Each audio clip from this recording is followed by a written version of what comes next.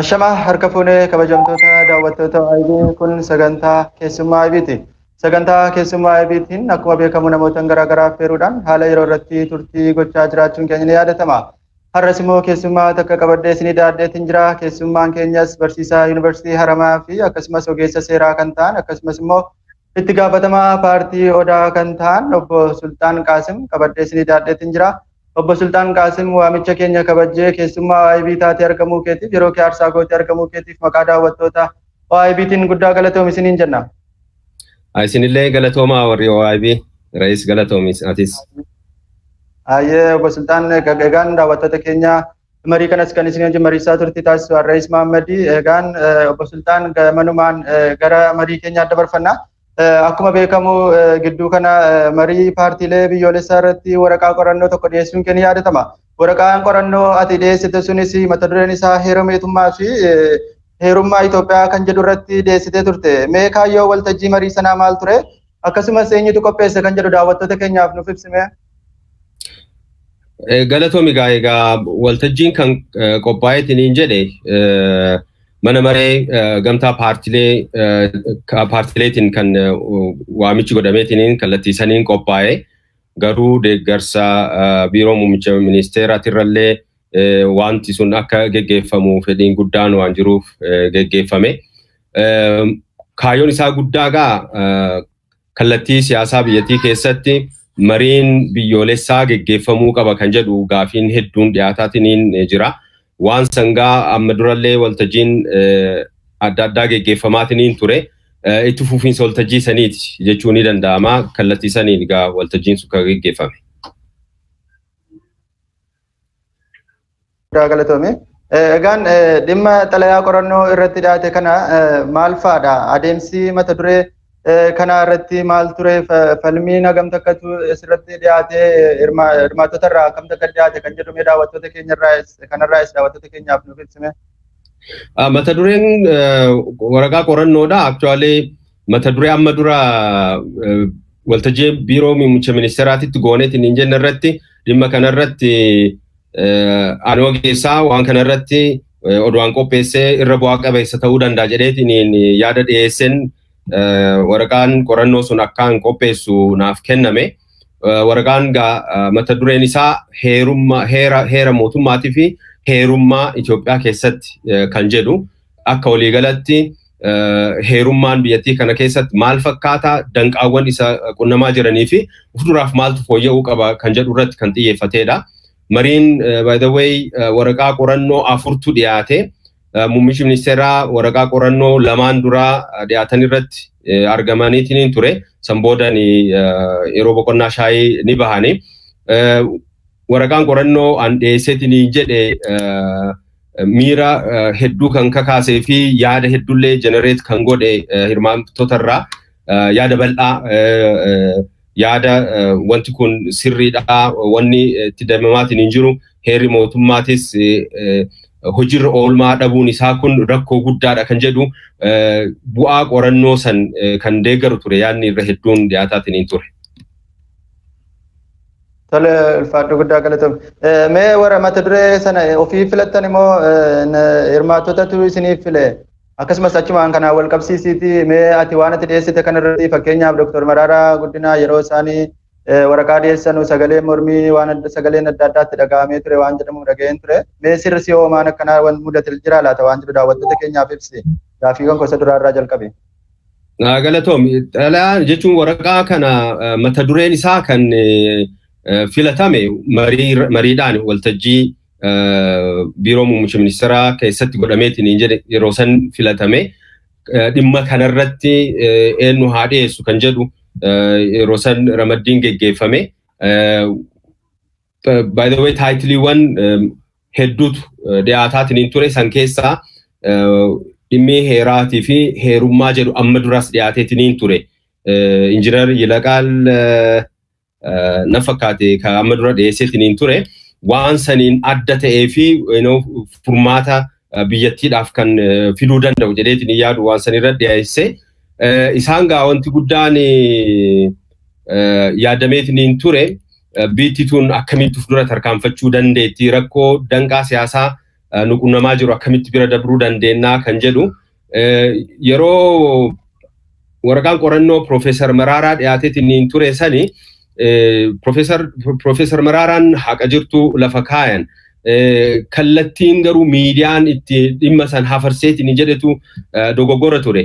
Yeroo ammaa kana I think waan taatee amma duraa sanirraa barataniitiin miidiyaalee kallattiidhaan akka dabarsan hin goone boodarra dhimma kana akka report godhani of eeggannoo tokko godhaniitiin jiran na fakkaate sababa saniin wajjin adda addaa haga silaa hin kaane waraqaan dhiyaatellee dhugaa jirutti waan biyyattiin tun rakkoon heera fi heerummaan qabu akka waliigalatti kan dhiyeessee fi waraqaa haala saayintifik ta'een saayinsawaa ta'een kan dhiyaatedha.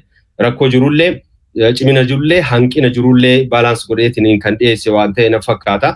Haala saniin egaa hirmaattonni illeen akkaan itti gammadan jedheetiin yaada. Kanagaa kan arginu yaada achirratti dhiyeessanirraa kan ka'e namoonni tokko of course sirna gadaa wajjin wal qabateettiin wanta kaaseetiin hin jedhee jaalala hin qabne numa jiranii haa ta'uutii eega biyyatti tun akka biyyaatti jiraachuu ka qabaattu taate sona ummanni kun qabu sona biyyattiin qabdu keessa wanti sunillee calaqqisuu qaba kan jedhu yaada qaba haala saniin dhiyeesse. Tole ulfaadhoo guddaa galatoome. Mee gabaabinaan qabiyyeen qorannoo keessanii daawwattoota keenyaaf nuuf ibsi mee gabaabsiiti qabiyyee isaa. Hayyee qorannoon kun kutaa 5 qaba. Kan jalqabaa heera mootummaatii fi heerummaan akka yaadatitti maali kan jedhu bu'uurarraa jechaadha. Hiikaa isaa mallattoo isaatii fi akkamitti hojiirra ooluu danda'a kan jedhu. Kutaan lammaffaadhaa heera mootummaa biyyattii kana seenaan isaa maal fakkaataa heerummaan biyyattii kana keessatti seenaan isaa maal fakkaataa kan jedhu irratti ilaalle kutaan sadaffaa immoo heerummaan danqaa maaltu isa qunnamaatiin hin jira rakkoon heerummaa biyyattii tana keessa jiru bifti isaa maal fa'i rakkoon guddaan kan jedhu kan itti adda baafne kutaan afuraffaa immoo heera mootummaa heerummaa biyyattii tana keessatti akka abdii horachuu danda'uu fi biyyattis heerummaan akka keessatti dagaaguu danda'u carraawwan jiranii fi iddoowwan akka biyyaatitti irratti waliigalamuu barbaachisu furmaannillee akkamiin kaa'amuu barbaachisaa kan jedhu kan itti ilaale kutaa afuraffaadha. Kutaan shanaffaa akka waliigalatti egaa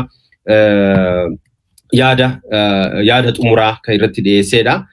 Dubbiin ijoongaa kutaa sadaffaa fi kutaa afuraffaa keessatti dhimmoota ka'anidha. Kutaa sadaffaa keessatti kan ka'e danqaawwanii fi hudhaalee heerummaa biyyattii kanaa dhimmoota heerummaa wajjin wal qabataniitiin jedhan kan keessatti kaafneetiin jedhe san keessaa egaa akka ijootitti kan ka'eetiin jedhe aadaa siyaasaa biyyattii tanaa akka rakkoo guddaatitti kaafneetiin jirra. Aadaa siyaasaa biyyattiin tun qabdu aadaa siyaasaa wal balleessaniitiin furmaata haasaa irratti ijaarame osoo hin ta'in furmaata wal balleessuu irratti kan ijaarame ta'uusaa wanta amma dura bu'uura irraa qabnu immoo diiganiitiin akka haaratti bu'uura irraa eegaluun rakkoo guddaadha jenneetiin akkasitti identify goone. Kaachirraa hafeetiin hin jedhe immoo danqaan heerummaa biyyattii tanaa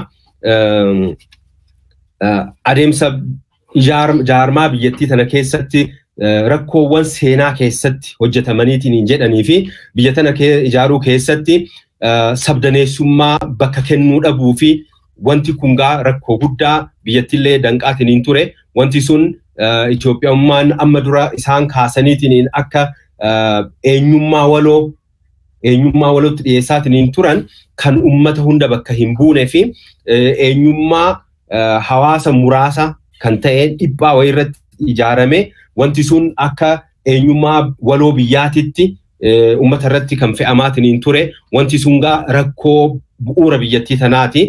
Itoophiyummaan yookaan akka biyyaatitti fi akka lammummaatitti keessa jiraannu taate bal'achuu qabaa hunda hammachuu qabaa nu fakkaachuu qabaa sabaaf sablammoota biyyattii tana keessa jiran fakkaachuu qabaa jedheetiin akkasitti kaaseetiin jira.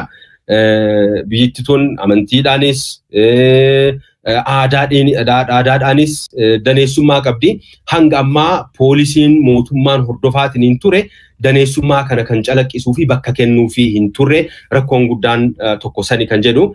Rakkoon sadaffaadha fudhatamummaa heera mootummaa kanaati. Fudhatamummaa yoo jennu ummata biratti akkamiin ilaalamaa akkamitti ummanni heera mootummaa kana akka heera isa bulchutti fudhataatiin hin jira kan jedhu. Fudhatamummaan gaa silaa ka bu'uureffamu dhimma seerummaa wajjin wal qabatee fudhatamummaa heerummaa lammaffaa immoo fudhatamummaa hawaasummaa fi fudhatama mooraal jedhameetiin adda baafameetiin jira bu'uura sadeen kanarratti ijaarame. Gama seeraatiin fudhatamummaan heera kanaa kun yeroo heerri kun jalqaba bu'uurfameetiin hojiirra ooluuf deemu sani hawaasa biratti mariin bal'aan hin geggeeffamne. Lammaffaa immoo adeemsi inni itti bu'uurfameetiin jedhe yoo ilaallu adeemsa erga jalqabbii gaariidhaan dhufee boodarra garuu paartileen gurguddaan akka ABO yeroo chaartara keessaa baafamaniitiin jedhanitti yeroo mootummaa ce'umsaa IHADIG guutummaan guutuutti mana maree dhuunfateetiin jedhetti heerri kun bu'uurfame waan ta'eef fudhatamummaan isaa relatively xinnaadhaa bu'uurarraa kan jedhu original legitimacy hanqina qabaa kan jedhutu jira. Sababa kanaan kan ka'e original legitimacy yeroo hanqatu kanatti silaa fudhatamummaan suutaan hojiirratti yoo haqaan hojiirra oolu taate fudhatamummaan isaa suutaan guddatee fi hanqina bu'uuraa san silaa haga taate bakka bu'uu ni danda'a ture. Rakkoongaa hangam heerri kun bu'uurarraa rakkoo qabaatus boodarra immoo hagam hojiirra oolee kan jedhu gaafiidha. Gama saniingaa haga taate heerri mootummaa hojiirra yoo oolu fudhatamummaan isaa suutaan guddachaa haalli itti dhufe ni mul'ata. Haa ta'uutii fudhatamummaan guddachaatiin dhufe kuni haalli ittiin ibsameetiin jedhe of course paartileen siyaasaa adda addaa filannoo irratti hirmaachuudhaaf yaalu itti deebi'i immoo humnoonni waraanaan mootummaa kana kuffifneetiin aangoo qabanna jedhan yeroo irraa yerootti xinnaachaa dhufuu fi humnoonni kunniin irra hedduun isaanii qabsoo karaa nagaa filachuun isaanii fudhatamummaan heera kanaa kun haga taate guddachaa dhufuu kan mul'isu. Haa ta'uuti yeroo adda addaatti heerri mootummaa kun mootummaa kanaan cabuu isaatiin fudhatamummaan heera kanaa kun hanguma xiqqooyyuu bu'uura haga taateeyyuu argachaatiin dhufe kana dhabaa akka dhufellee haalli itti mul'ate ni jira. Rakkoon afuraffaa immoo olaantummaa hojii geggeessitu hojii raawwachiiftuudha. Silaa akka sirna paarlamaatti olaantummaa ka qabu ummata immoo ka bakka bu'eetiin jedhe mana maree bakka bu'oota ummataati paarlamaa biyyaati. Paarlamaa biyyaa garuu akka heeratitti hojii raawwachiiftuu to'achuu qaba. Hojii isaanii guyyaa guyyaan hordofeetiin riipoortii irraa fudhatee hanqina isaaniillee ifatti himeetiin akka sirreeffachuu danda'an qajeelfamaa fi akeekkachiisa kennuu qaba ture. Yeroo ammaa kana kan arginu garuu qaamni hojii raawwachiiftuudha haala paarlamaa itti domineet godheetiin jedhetu mul'ata.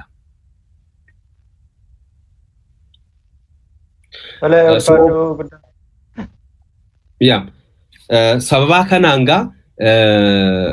olaantummaan hojii raawwachiiftuudha duraan irraa kaaseetiin waan dhufe zamana Atsoota irraa kaasee zamana Dargillee pirezidaantichi waan fedhe godhaa waan hunda godhaa. Yeroo ammaa kanallee ofiisni piraayim ministeeraa taayitaalee kuufaman hedduu qaba. Taayitaalee kuufaman kanaan waan fedhan gochuu ni danda'ani. Taayitaan isaanii sila akka heeratitti paarlamaadhaan kan daangeffamee fi to'atamu. Paarlamaan garuu dirqama isaa san bahachaa hin jiru. Wanti suni rakkoo guddaadha. Itti deebi'i immoo civic society'n biyyattii tana keessa jiranillee humna qabaataniitiin hojii raawwachiiftuu kana to'achuu hin danda'an. Caasaaleen haqaa akka manneen murtiidha.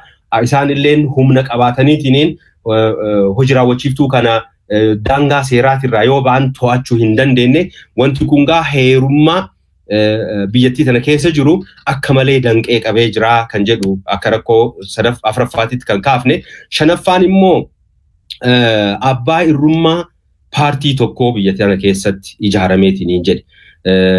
Yeroo dargitti seeraan kaayame paartii tokko qofatu biyyattii tana keessatti seera qabaateetiin akka jiru kaayame. Yeroo Ihaadig sanitti immoo waggoota 28 darbanii seeratti maltii paartii jedhama. Qabatamaan garuu sirni ijaarameetiin jedhe sirna paartii tokko qofa olaantummaa kenneetiin jedhu. Kunis kan ibsamu kallattii kamiini paartileen morkattoota akka laaffatanii fi akka humna hin godhanne shirri irratti dalagamaa ture. Intarnaalii mataa isaaniillee waldanquu fi adda babbaqaquun rakkoo mataa isaaniiti. San bira darbee garuu paartiin biyya bulchu paartiin aangoo qabateetiin jedhe waa hunda to'achuu isaatiin carraan malti paartii dimokiraasii biyyattii tana keessatti bu'uurfamuudha haalan gaxxinnaatee olaantummaan daangaa hin qabne kan paartii tokko biyya tana keessatti dagaageetiin jira. Kana akka ragaatitti dhiyeeffanne filannoowwan amma dura geggeeffamaniitiin jedhan paartileen morkattoota eddoon isaan argatan akka malee xinnaa guyyarraa guyyatti xinnaachaa dhufuu isaatiin hangam ga'ee hanga teessoon paarlamaa biyyattii tanaa 99 tuqaajaa yeroo tokko immoo 100% paartii biyya bulchuu fi deeggartoota isaaniitiin kan guutame ta'uu isaati. Warri morkattoota haqaan uummatallee falmaatiin jiran yaada addaa qabna jedhan iddoo takkallee haalli ittiin argatan parsantii takkattallee akka ittiin argatintu jira. Kungaa qabatamaan olaantummaa paartii tokkoo akka itti dagaagee fi olaantummaan kun sadarkaa abbaa irrummaatitti akka guddate kan mul'isu. Kunis gaa malti paartii dimokiraasii biyyattii tana keessatti bu'uursuu irratti rakkoo hanqina guddaa akka ta'e kaasneetiin jirra. Kana bira darbee gaa mootummaa fi or at least paartii biyya bulchuu fi caasaa mootummaa fi biyya adda baasanii ilaaluu dadhabu akka waliigalatti yoo ilaallu. Paartiin biyya bulchuu jiruuf jireenya isaa jiruuf jireenya biyyaa wajjin wal fakkeessee fi wal qixxeesseetiin ilaalutu jira. Wanti kun rakkoo guddaadha. Paartiin biyya bulchuu yoo filatameetiin jedhe of course carraa biyya bulchuu ni qaba. Yoo uummataan hin filatamin immoo hin jijjiirama. Wanti sun garuu biyya kana keessatti hedduu hin baratamne. Paartiin biyya bulchuu aangoorraa bu'e jechuun biitti diigamteedha jedhaniitiin sadarkaa sanitti warri yaadanii jiranii. Paartii fi mootummaa, paartii fi biyya adda baasaniitiin ilaaluu dadhabuun rakkoo guddaadha.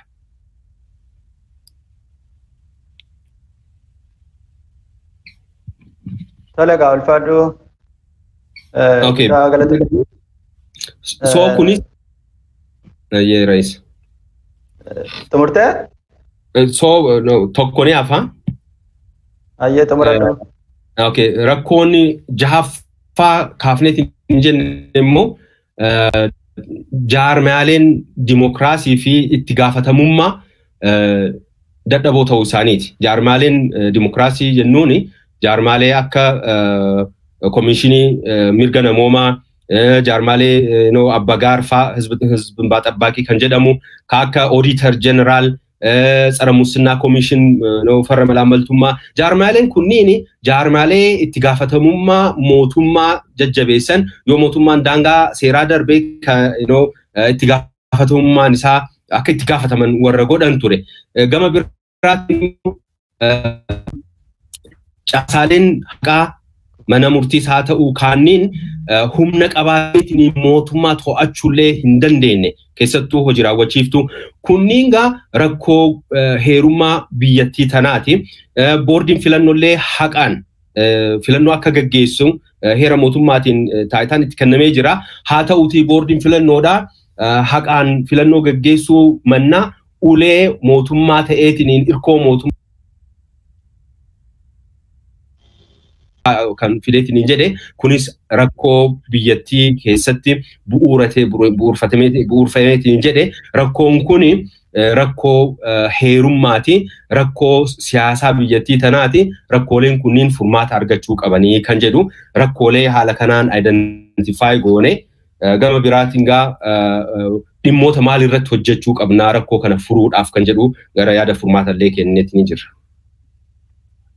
Ayyee ulfaadhoo guddaa galatoome. Egaan gama heeraatiin wal qabatee hudaaleen ni jira. Kan gufuu sirna bulchiinsaa fi diimokiraasii ta'e maal faadha jettanii yaaddu isinee daawwattoota keenyaan nu ibsime. Egaa rakkooleen hanga ammaa kaaseetiin hin jedhe rakkoo gama heerummaatiin jiranidha.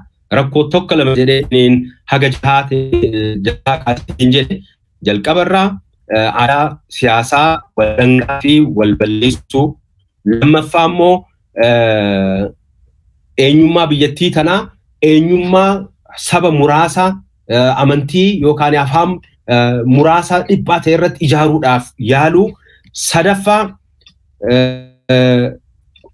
fudhatama heera mootummaa kana wajjin wal qabatee immoo heerri mootummaa tun haga taate bu'uura qabiyyeen istiraatiibii wayyaa ta'us heerota amma dura dabranirra fudhatamni isaa kan xiqqaataa dhufeetiin hin jedheef sababaa hojiirra oolmaa dhabuu isaati. Sun akka rakkoo sadaffaati. Rakkoon afuraffaa ka olaantummaa warra hojii raawwachiiftu olaantummaa daangaa hin qabne ka to'annaa hin qabne rakkoo akka afuraffaatitti kaafne. Rakkoon shanaffaa ka abbaa irrumaa paartii tokkootii fi paartii biyya bulchuu fi jiruu fi jireenya biyyaa wal fakkeessaniitiin ilaaluu adda baasuu dadhabu. Wanti kun of course ummata bira qofa osoo hin ta'in hooggantoota biyyaa sammuu isaanii keessallee ni jira ilaalcha akkanaatu calaqqiseerra. Finally humnaaleen jaarmiyaaleen dimokiraasii itti gaafatamummaa mirkaneessuu danda'anii fi jaarmiyaaleen haqaa laaffachuu isaaniitii akka carraa argatanii guddatan hin godhamne sababaa kanaan heerummaan biyyattii tanaa akka malee laaffatee jira jenneetiin pointii jaha kan kaaseetiin hin jedhe. Dhimmoonni jahan kunniin hudhaalee heera fi heerummaa biyyattii kanaatti jenneetiin kan identify godhaman. Akka yaada furmaatatitti gaa wantoonni kaafaman muraasni ni jiran. Tokkoffaa aadaa siyaasaa biyyattii tanaa fooyyessuu kan jedhu. Aadaa siyaasaa wal balleessuu fi gamaa gamana dhaabbataniitiin dhakaa walitti darbu osoo hin ta'in gatta'aniitiin mari'achuudhaan furmaata walii kaayuun aadaa siyaasaa guddatuu qabu jenneetiin kenne. Yeroo hedduu warri morkattoota mootummaa qeequun alatti yaada furmaata illee cimsaniitiin kaa'uun barbaachisaadha. Warri immoo warri morkattoota yaada furmaataa caalmaa qabu mootummaa kana hanqina isaa ifatti himaniitiin uummanni illee akka baru carraa argatan hundaan gabbaasaniitiin dubbachuu barbaachisa. Lammaffaa warri biyya bulchulleen warri morkattoota biyya tanaaf akkuma kenna ni yaadan jedhaniitiin uummatalleef ni yaadan jedhaniitiin yaaduu isaan barbaachisa. Hanga danda'ameen morkattoonni yoo jiraatan qofa dimokiraasiin biyyattii tana keessatti kan dagaaguu danda'u. Morkattoota of jalaa balleessaniitiin morkattoota laaffisaniitiin dimokiraasiin biyyattii tana keessatti dagaaguu danda'u tokkolleen hin jiru. Kana har'allee himne jira borullee ni himna waltajjii arganne hundatti morkattoota balleessuudhaan laaffisuudhaan dimokiraasiin biyyattii tanatti dagaaguu hin danda'u kan jedhu. Yaadni furmaata lammaffaa immoo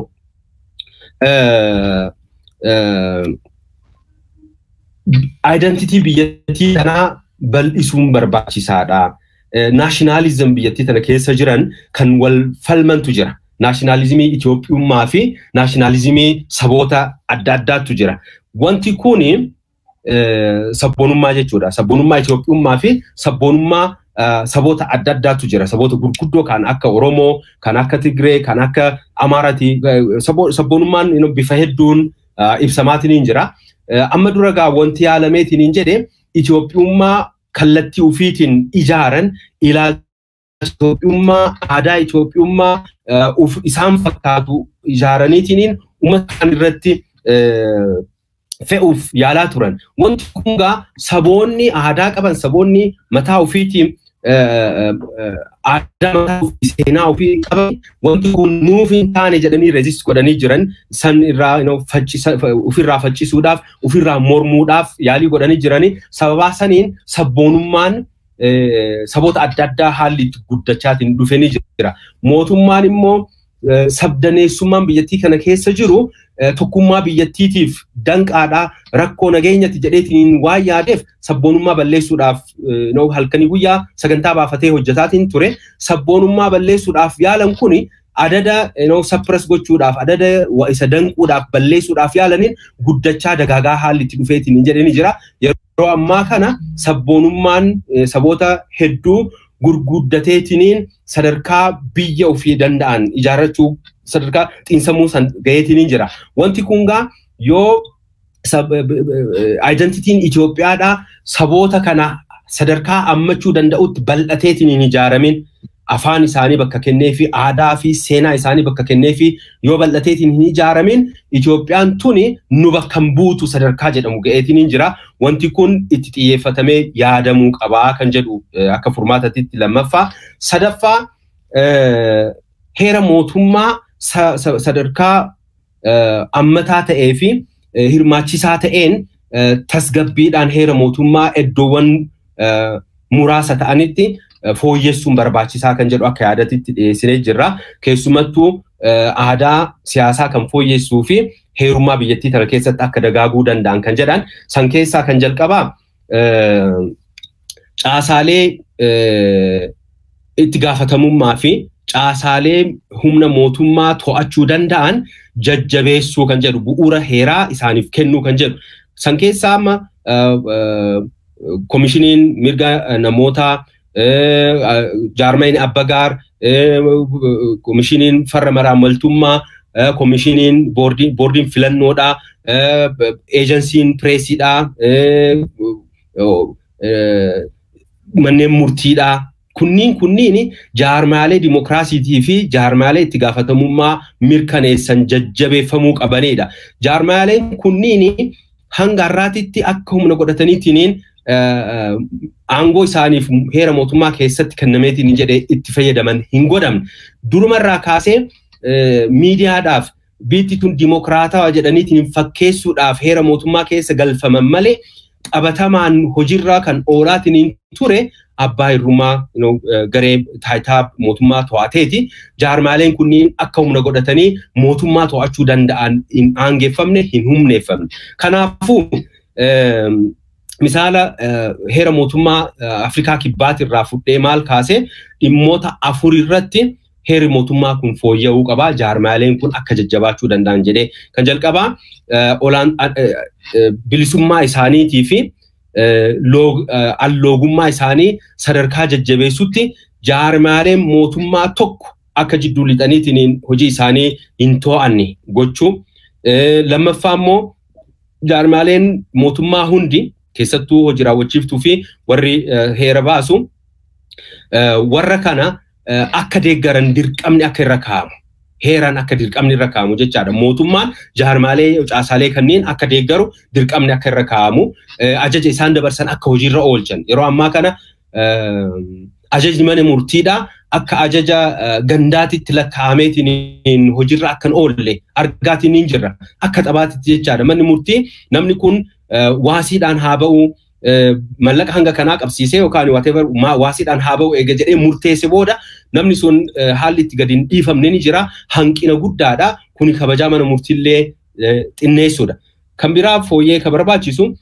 jaarmaaleen kunniin kabajaa fi humna isaan barbaachisu akka argatuu qaban bajanni gahaan humni namaa gahaan isaaniif kennamuu akka qabu sadaffaan immoo jaarmaaleen kunniin jiddu lixummaa qaama kamiinuun alatti bilisa akka hojjechuu danda'an hojimaanni ifaaf bilisa ta'een diriirfamuu akka qabu afraffaa immoo jaarmaaleen kunniin itti gaafatamummaan isaanii paarlamaa biyyattiidhaaf qofa akka ta'uu fi heera mootummaa qofaaf akka ta'u heera mootummaa keessatti dhimmoonni kun odoo ifaa bilisatti kaa'amanii at least wanti maqaadhaaf kaa'ame suni bu'uura heeraa godhateetiin fooyyee of duratti arguu hin dandeenya kan jedhu dhimmi fooyya'uu qabu kan biraa immoo heera mootummaa keessaa dhimma aangoo muummicha ministeeraati duraan irraa kaasee biyyattii tanatti muummichi hojii raawwachiiftuun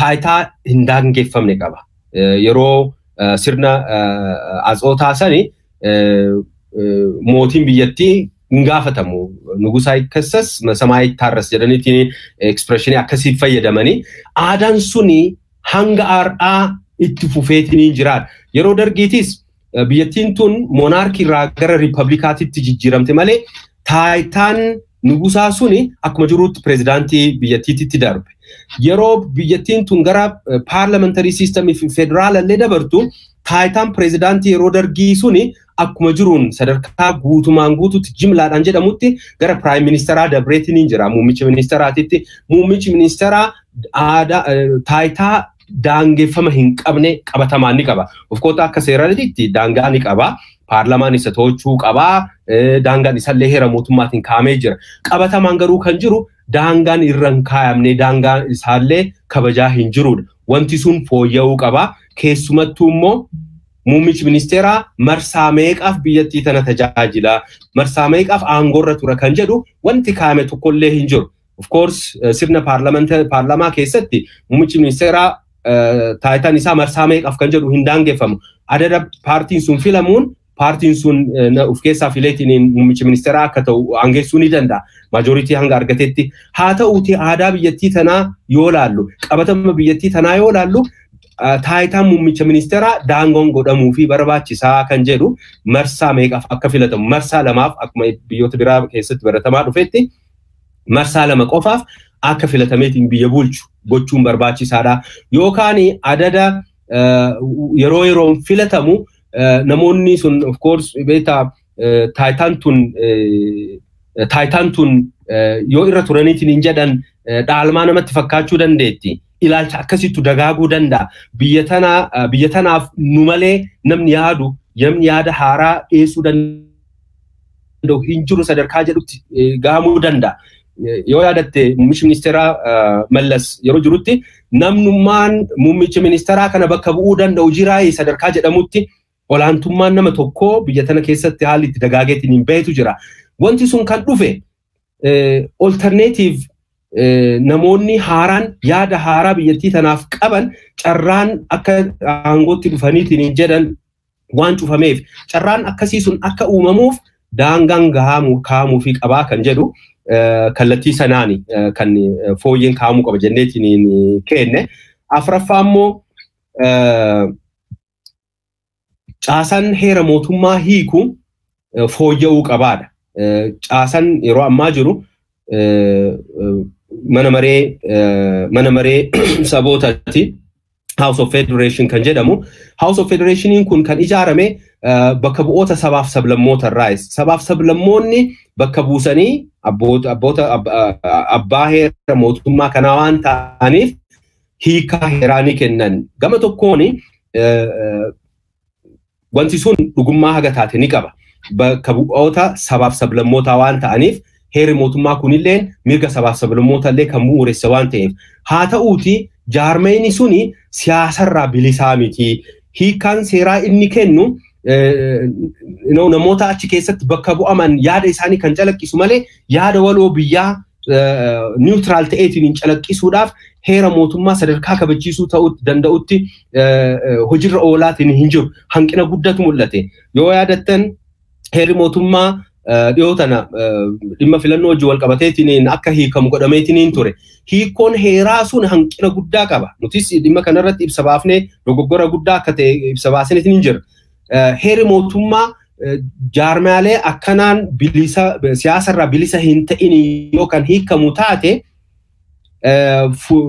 nama caasaa san keessatti maajoritii ta'e teessoo hedduu qabutu maajoritii vootiidhaan waan san dabarsuu danda'a. Sagalee caalmaatiin dabarsuu danda'a.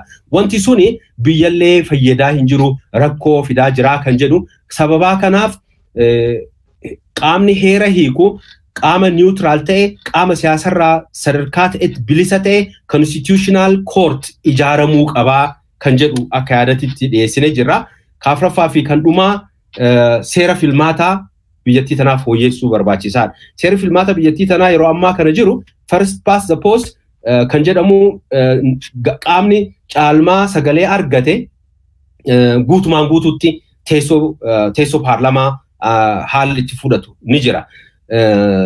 sirni filannoo kuni majoriteeriyaan kan ta'ee fi jaarmaa gurguddaa kan aangoo isaanii hin jirre jabeessaa deemu gama biraatiin sagalee kiyya dhagaa jira.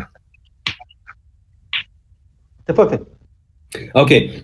So afraffaarratti wanti fooyya'uu qabu seera filmaata biyyattii tanaati. Heera mootummaa keessatti ablaachaa dimsa or first past the post kan jedhamutu jira. Majoritarian systemidha kan jiru. Wanti sun jijjiiramuu qaba. Biyya akka Itoophiyaa biyya daneessummaan amantaa, daneessummaan aadaa fi afaanii, daneessummaan sabaa jiru keessatti sirni filannoo kuni hin fayyadu. Hawaasni kun hawaasa divided ta'e, hawaasa daneessa ta'e, garaagarummaa hedduu qaba.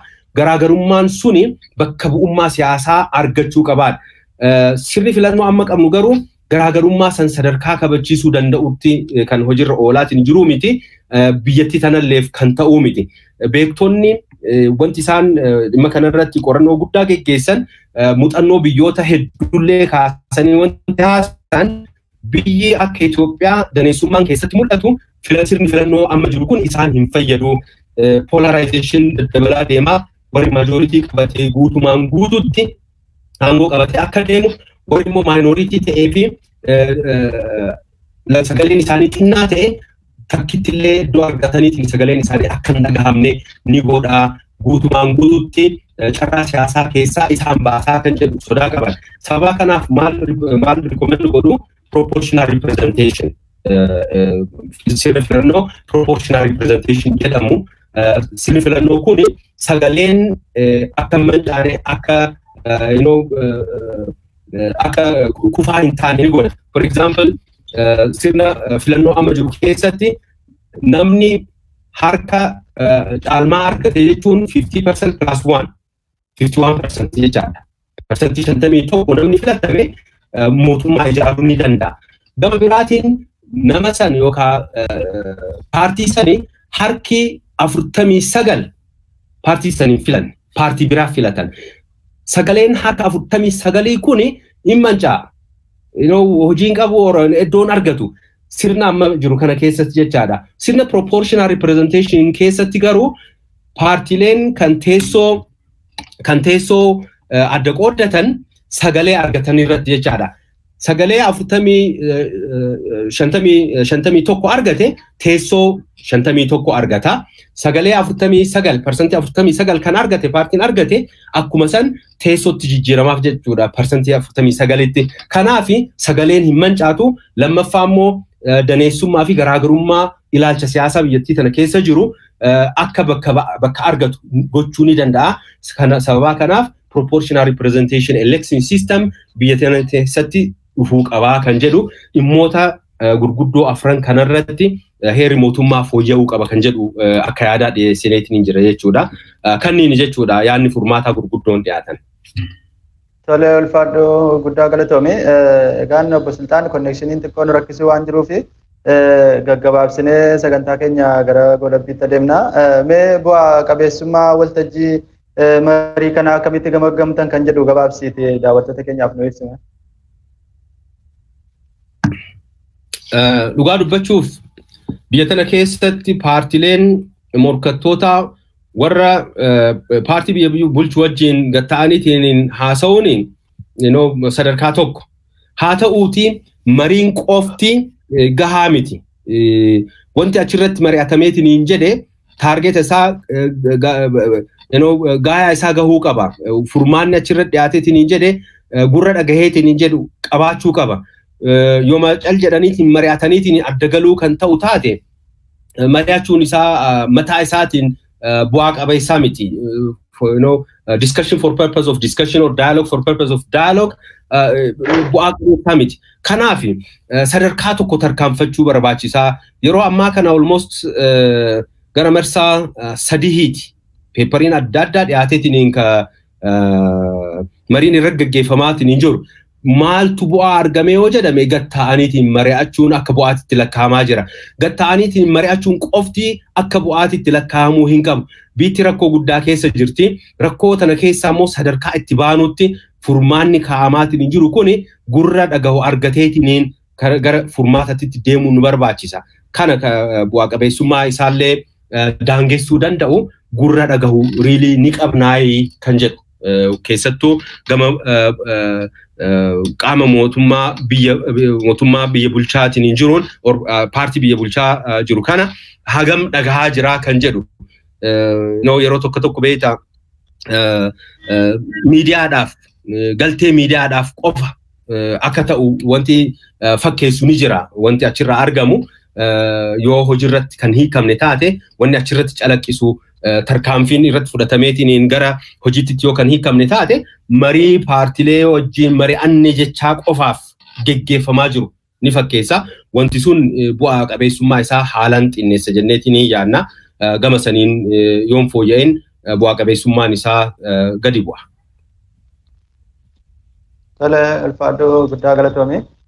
Egaan gama siyaasa biyyattii tasgabbiisiif gara fuulduraa maal irratti xiyyeeffachuu qaba jettanii waan kana irrattis maal irratti marii goota waan jiru daawwattoota keenyaafis nuuf ibsina. Nuti akka paartiitti siyaasa biyyattii tanaa tasgabbeessuudhaaf paartilee morkattootarraa hooggantoonni hidhamanii jiran arrallee ni hiikamne. Of course namoonni amma dura hidhamanii kumaatamaan hidhamaniitiin jedhan aanotii adda addaatirratti lakkoofsa muraasan kan hiikamanii jiranii. Cinaa isaanii mana murtiitis kadheessanii jiran. Garuu hooggantoota paartilee morkattootaa hanga ammaa hin hiikamne. Mana murtii deddeebisuutti jiranii, beellama dheeressaa akkasitti jiranii, even warra manni murtii akka hiikaman murteessafiitiin hin jedhe achuma tursiisaniitiin ammallee sababaa ittiin achi keessa tursiisuu danda'an yakka adda addaa itti barbaadaniitiin soqanii bakka adda addaatirraa barbaadaniitiin fiduudhaaf yaalii godhamaatiin jiru argina. Akka Lidatuu Ayyaalee ofaarratti wanti gochamaatiin hin jiru kan agarre. Even dhimmi kun kabajaa mana murtiillee kan hanqise olaantummaa seeraatis hiikaa guutumaan guutuutti dhabsiisedha. Dhimma obbo Jawaarii fi dhimma obbo Baqqalaa wajjinlee wal qabateetiin hin jiru. Dhimma hooggantoota ABO hidhamaniitiin hin jedhanillee yoo ilaaltu hedduun isaa sababaa ilaalcha siyaasaa isaaniitiin akka hidhaman uummannis ni beeka, warri mootummaallee ni beeka dhugaa dubbachuudhaaf. Wanti kun biyyallee of dura tarkaanfachiisaa hin jiru. Furmaanni yeroodhaan yoon kaaminiif biyyattiin tun gara tasgabbii fi nagaa barbaannutti gara ce'umsa dimokiraasii nuti barbaannutti deemuu hin dandeettu kan jedhu yaadni ammallee calaqqisaatiin hin jirru kan nutis ibsaatiin hin jirru. Wanti kun fooyya'uu qabaa. Warri biyya bulchaa jiru aangoo isaanii humna ofiitiin dheereffatan malee bu'uura heeraa hin qabu. Aangoon isaanii yeroo ammaa kan humnumaan biyya bulchaatiin hin jiran. Wanti kun biyyallee tarkaanfachiisaa hin jiru. Humna raayyaatiin, humna poolisiitiin hanga yoom itti fufuu dandeenya? Tasgabbii dhabaniitiin uummanni keenya tasgabbii dhabeetiin hanga yoom itti fufuu dandeenya kan jedhu stiil gaafii guddaadha. Ammallee gaafiin sun haga ammaa hin deebifamne.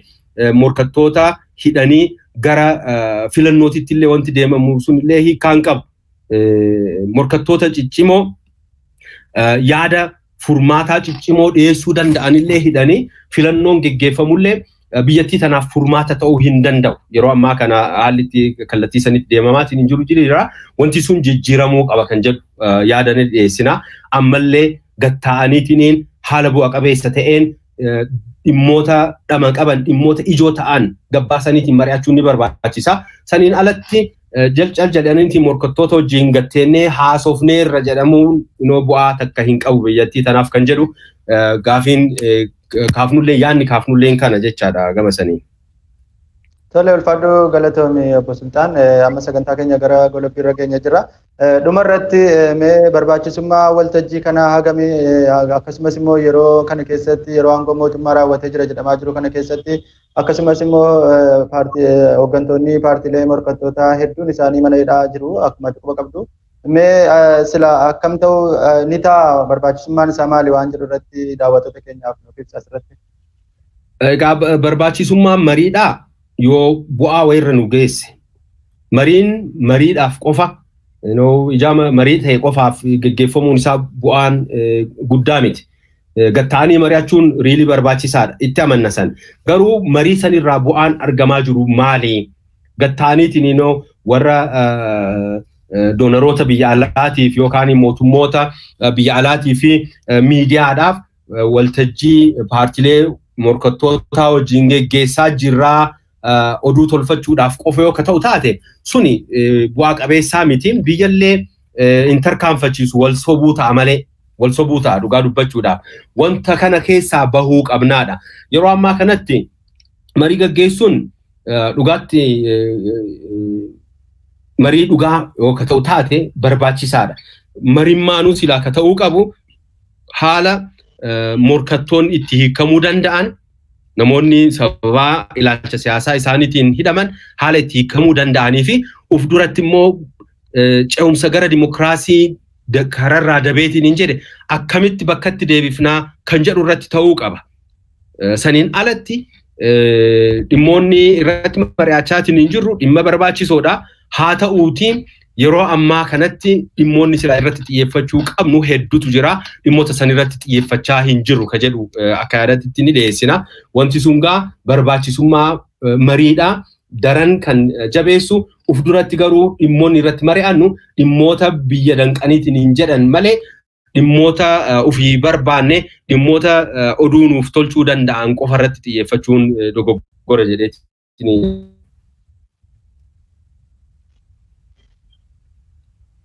Tole guddaa galatoomii ulfaadhoo yaada bal'aa nu kennitee jirta.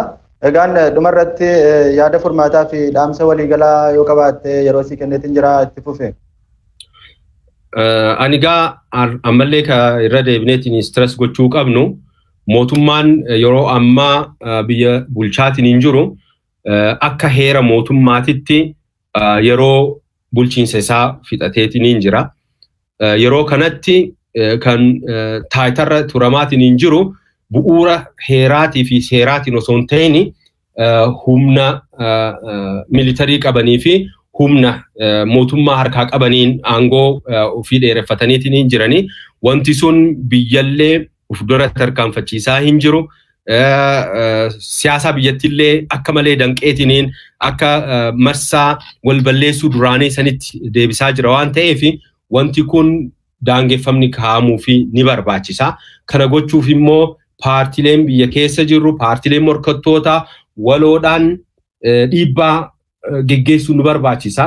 Yaadonni adda addaa ka'aatiin hin jiranii yaadni mootummaa ce'umsaa jedhu ka'aatiin hin jira. Yaadonni adda addaa akka furmaatatti ka'aatiin hin jiranii nutis paartiin odaa akka paartiitti dhimma kanarratti marii bal'aa geggeessaatiin hin jira. Paartilee morkattoota keessattuu paartilee Oromoo morkattoota ta'an wajjilleen marii geggeessaatiin hin jirra.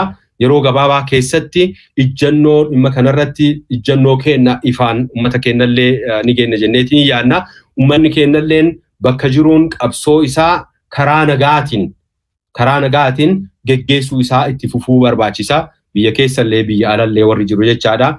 Dhaamsi guddaan nuti dabarsinu kana keessattuu immoo paartilee morkattoota rakkoo biyya keessa jiru kana waloodhaan sagalee uummata keenyaa yoo ta'uu hin danda'ini mootummaan akka ofii baratetti akkuma aadaa duraan baratetti abbaa irrummaatitti deebi'aa jira waan ta'eef wanti kun nulleef biyyalleef uummata keenyalleef hin fayyadu waan kanarratti sagalee keenya waloodhaan dhageessisuu qabna jenneetiniin nulleen akka odaatitti waamicha paartilee kaanilleef ni dhiyeessina. Yeroo gabaabaa keessatti gaa ijjannoo kenna paartilee kaaniin waliin waloodhaan ibsine jenneetiin yaadna mariillee jalqabneetiin hin jirra haala kanaan ibsame jechaadha dhaamsi kenna. Tolaga Obbo Sultaan yeroo kee aarsaa gootee marii bal'aa nu wajjin turtii gootee jirta. Egaan maqaa daawwattoota keenyaatiin guddaa galatoomi siin jenna. Isinillee carraa naa kennitaniif galatoomaan jedha. Galatooma. Tolaga daawwattoota keenya sagantaa keessummaa IB har'aaf qabannee isinii dhiyaanne asirratti goolabnee jirra. Hanga sagantaa itti aanu walitti deebinutti nagaan nuuf tura.